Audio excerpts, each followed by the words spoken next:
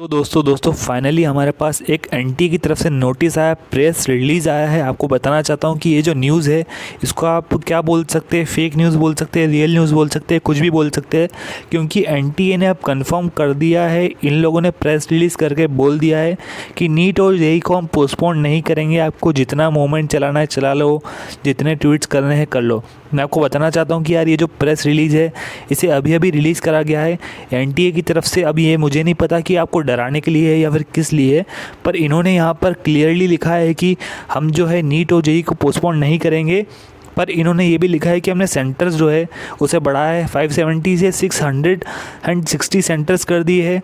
और नीट और जेईई के लिए जो 3800 के आसपास सेंटर बढ़ा दिए गए हैं। आपको बताना चाहता हूँ कि यार यहाँ पर इन्होंने नीचे ये भी इन्फॉर्मेशन दी है कि इन्होंने स्टेट से बात करी है कि स्टेट में जो एसओपी फॉलो करने के लिए, और स्टेट में इन्होंने सेंटर्स की लिस्ट भी दी है कि किस स्टेट में कितने सेंटर है।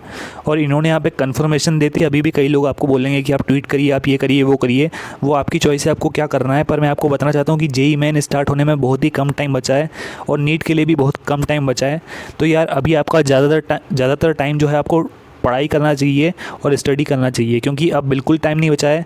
ऑलरेडी एनटीए ने 2 बार हमें बता दिया है ऑफिशियली कि हम जेईई और नीट को पोस्टपोन नहीं करेंगे। तो जो सिचुएशन है उसको रियलिटी देखते हुए हमें काम करना चाहिए। अगर आपको अभी भी पोस्टपोन मूवमेंट में सपोर्ट करना है तो आप कर सकते हैं, वो आपकी चॉइस है। पर मैं यही कहना चाहता हूँ कि एनटीए ने, हमारी गवर्नमेंट ने, एचआरडी मिनिस्टर ने, पीएम मोदी ने, सब लोगों ने मिल करके हमें बोल दिया है कि आप लोग कुछ भी कर लो, हम एग्ज़ाम पोस्टपोन नहीं करेंगे। Thank you very much. हमारे लिए बच्चे की सुरक्षा पहले है और उसके बाद शिक्षा दूसरा है। बाप का, दादा का, भाई का, सबका बदला लेकर तेरा फैजल। मत रहा हाँ।